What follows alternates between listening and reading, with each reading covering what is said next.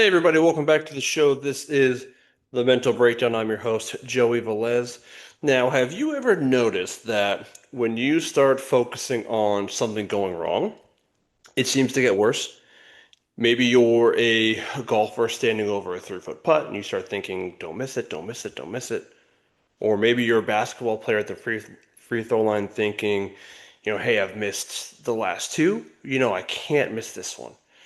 Or you're a quarterback thinking that about the interception you just had on the last drive instead of the play that's happening right in front of you. Now, there's a simple phrase that captures something really important about performance is that where attention goes, energy flows. And while it's not a scientific law per se, it's a really useful way of thinking about how attention influences your performance. Because whatever we consistently direct our attention towards tends to receive more of our mental, emotional energy and ultimately our behavior. So think about your attention as a spotlight. You have a limited amount of mental bandwidth, and that spotlight can only illuminate so much at one time. Now, the problem is that athletes don't often realize where they're pointing that spotlight. You might be physically on the field, but mentally somewhere completely different. You're thinking about that last mistake, about what your coach thinks about you, about the score, about what's going to happen if I lose or if we don't, or if I'm not successful, or thinking about, hey, don't choke next time. And here's the problem is that your brain is spending energy on whatever it is that you are focusing on. So if your attention is constantly being directed towards mistakes, consequences, things out of your control, then that's where your mental energy is going. And that can take energy away from the things that actually help you perform. Let's say that you are a golfer and you hit your tee shot into the rough.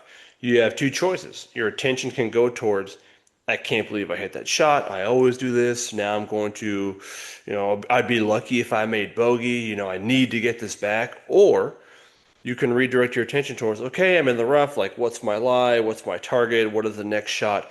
What do I want the next shot to be here? Notice that the situation doesn't change, like you're still in the rough, but your attention has drastically changed. And when your attention changes, the energy you're putting towards the situation also changes.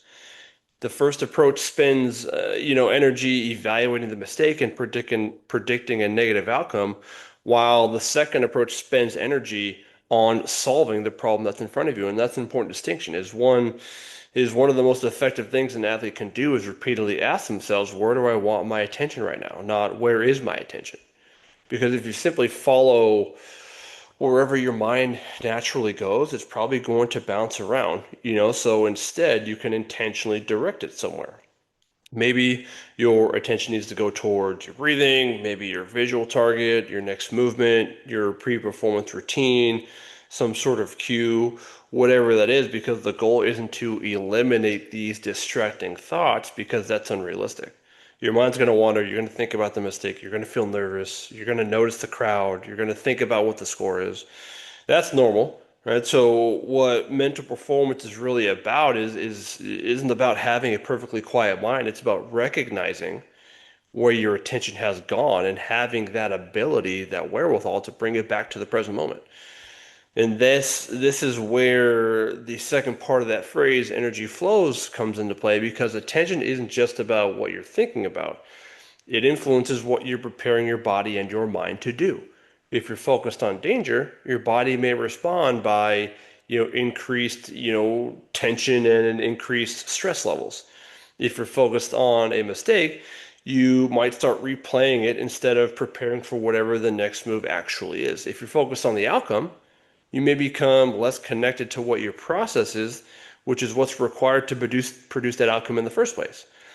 But when you direct your attention towards something useful, your target, your breathing, your strategy, your next action, you actually give your brain something productive to work with.